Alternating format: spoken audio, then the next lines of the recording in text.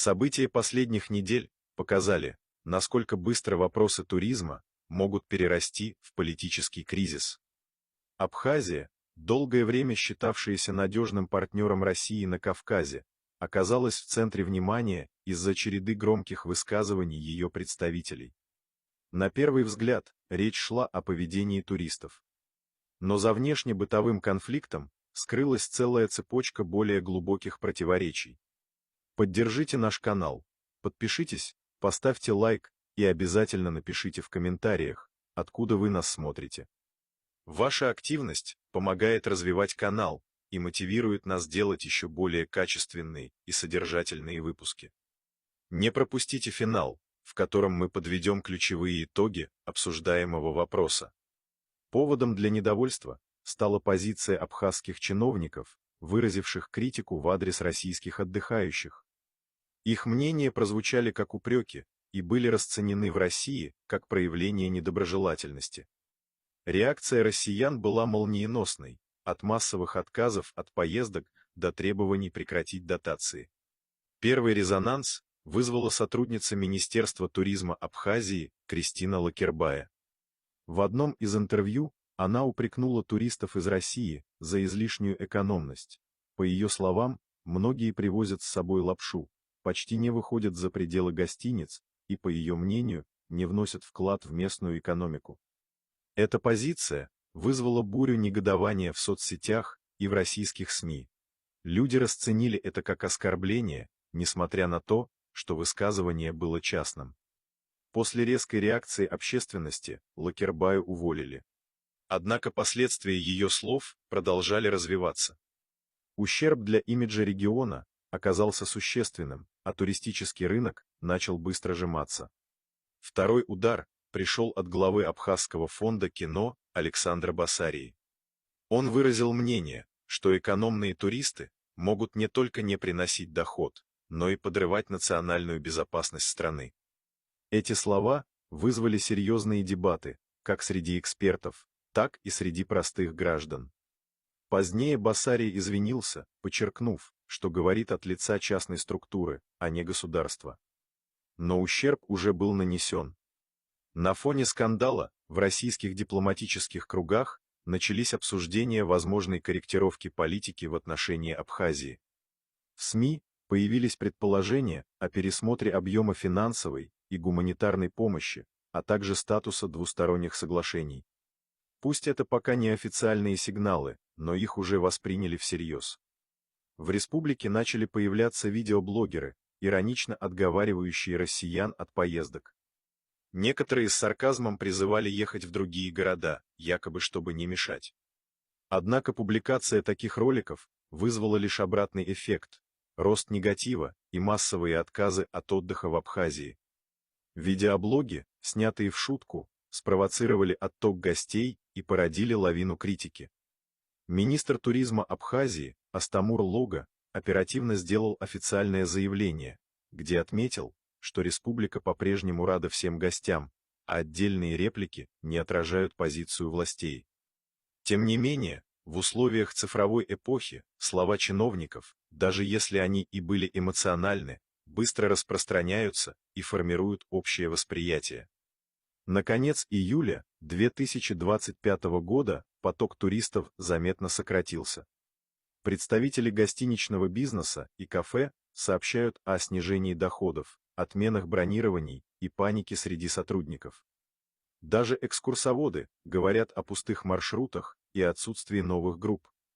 На фоне разочарования в республике все громче звучат упреки со стороны россиян. Многие подчеркивают, что экономика Абхазии напрямую зависит от российских налогов, пенсий, гуманитарной помощи и военной поддержки. В этом контексте недавние заявления звучат как демонстрация неблагодарности. Особенно тревожным стал вопрос, зачем продолжать поддерживать регион, который публично демонстрирует неуважение. Россияне стали массово высказывать в интернете мнение: «Мы больше туда не поедем». Комментарии под роликами с критикой властей Абхазии собирают тысячи лайков. И это уже не эмоциональный всплеск, а устоявшийся тренд. Некоторые россияне делятся личными историями. Михаил пишет, что давно слышал от знакомых об агрессивном поведении местных жителей. Софья откровенно заявляет: если мы не нужны, живите на свои. А Виталий предлагает абхазам наслаждаться тишиной без туристов. Иван рассказывает, как его машину пытались угнать, а потом он заболел. Полина, ранее отдыхавшая в регионе, вспоминает агрессию со стороны хозяйки жилья, когда туристы купили продукты не у нее. Многие отмечают, инфраструктура устарела, отношение грубое, сервиса нет. К началу августа число подобных отзывов достигло десятков тысяч. Это уже полноценный протест. Люди не хотят больше быть источником дохода для региона, в котором их не уважают. Особенно остро это ощущается, учитывая, что около половины бюджета Абхазии формируется за счет российской помощи. Туризм – одна из немногих отраслей, где идет живой оборот. Но российские отдыхающие, обеспечивавшие доход многим, сегодня отворачиваются от этого направления. Несмотря на многолетнюю помощь, от восстановления дорог и школ до поставок электроэнергии и пенсий, со стороны части элиты начали звучать голоса о необходимости уменьшить влияние Москвы. Вводятся ограничения на покупку недвижимости россиянами, блокируются инвестпроекты, ограничивается участие в бизнесе и образовательных программах. Это вызывает недоумение, особенно учитывая полную экономическую зависимость республики от российского бюджета. В ответ Россия начала сворачивать проекты. Часть программ приостановлена, финансирование сокращено, новые инициативы заморожены. Москва четко обозначила: помощь – это не обязанность, а акт доброй воли. Поддержка не должна превращаться в одностороннее донорство. Если отношения не строятся на уважении, они пересматриваются. В Кремле дали понять, что времена безусловной поддержки заканчиваются. И это жесткий, но справедливый сигнал. Россияне устали терпеть грубость и рисковать своим комфортом ради отдыха, который, по сути, стал символом пренебрежения. В условиях сокращения поддержки республика почти сразу ощутила последствия: задержки зарплат, нехватка средств на коммунальные расходы, рост цен и социальное напряжение. В кулуарах власти признают, без России стабильности не будет. Сейчас Абхазия стоит перед выбором: остаться союзником, демонстрируя взаимное уважение, или перейти в категорию партнеров, с которыми будут работать исключительно на рыночных условиях, без преференций. Этот пример важен и для других союзников Москвы. Поддержка не бывает вечной, если она не ценится. Россия дала понять, партнерство требует ответной ответственности. Сегодня в самой Абхазии экономическая ситуация быстро ухудшается. Перебои с электроэнергией, нехватка медикаментов, инфляция, падение туристического спроса – все это признаки кризиса, вызванного не только внешними, но и внутренними ошибками. Вместо реформ – популизм. Вместо сотрудничества – обвинения и упреки. Показательно, что когда Россия предложила перейти на коммерческие условия поставок энергии, в республике восприняли это как угрозу. Ответы в духе «мы изменим курс, если не дадите бесплатно» звучали как шантаж, что только усугубило ситуацию. Нужно признать, экономика республики десятилетиями жила за счет внешней помощи. Сама по себе Абхазия не обладает ни промышленным потенциалом, ни устойчивой налоговой базой.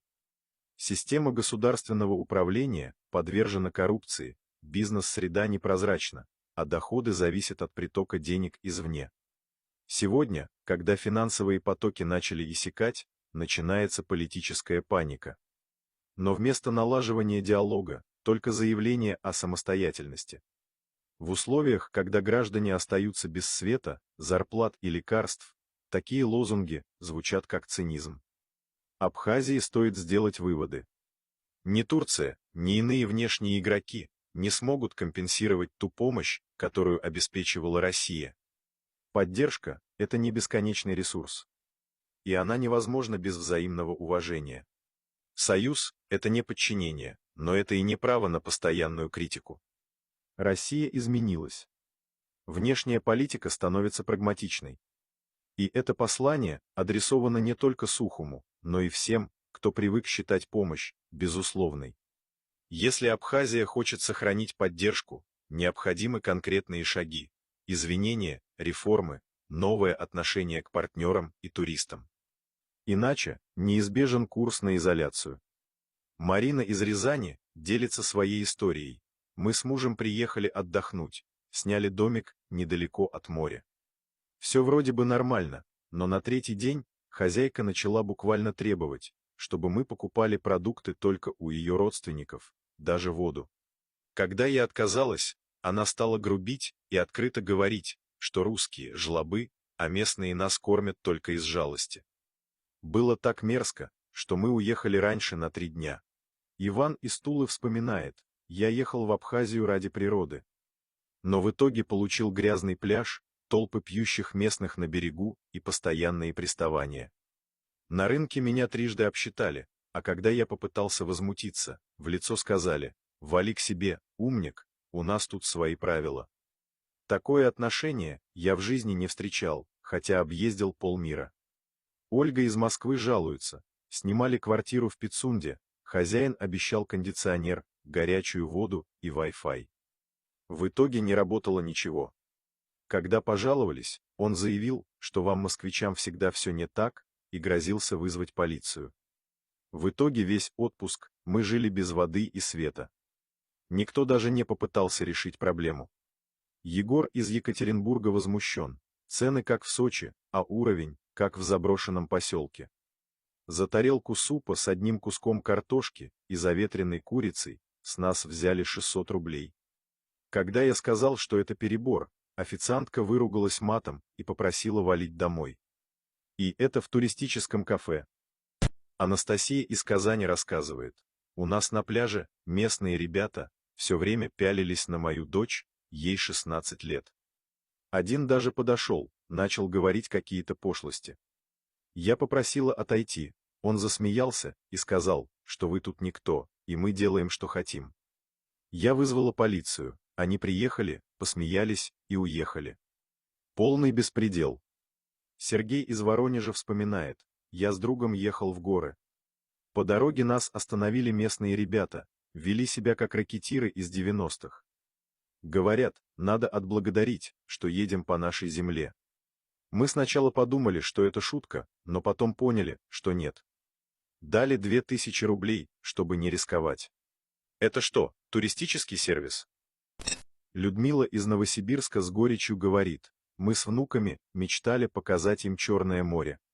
Приехали в Гагру, сняли номер, но всю ночь напролет рядом была пьянка. Местные слушали музыку на весь квартал, дрались, вырывались на улицу. В полицию звонили трижды, 0 реакции. Внуки испугались, плакали.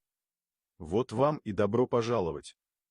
Артем из Нижнего Новгорода пишет: за 10 дней в Абхазии я поссорился с хозяином гостевого дома, поскандалил с продавцом и чуть не подрался на заправке.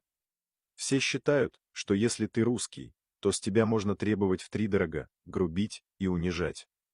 Я понимаю, у них трудная история, но зачем выливать это на нас? Татьяна из Санкт-Петербурга разочарована. Мы приехали на экскурсию в Новый Афон. Гид все время жаловался, как ему тяжело, и при каждом удобном случае просил поддержать деньгами. Потом сказал, что Россия их только эксплуатирует. Я была в шоке. Зачем говорить такое туристам, которые, по сути, и приносят вам деньги? Валерий из Челябинска описывает случаи: купили экскурсию в горы. По пути водителю позвонили, и он просто высадил всех в лесу, сказав, что дела появились. Телефон отключил. Мы еле нашли такси обратно. Жаловаться бесполезно. Нам открыто сказали: это Кавказ, привыкайте. После этого я всем говорю: не едьте туда, себе дороже.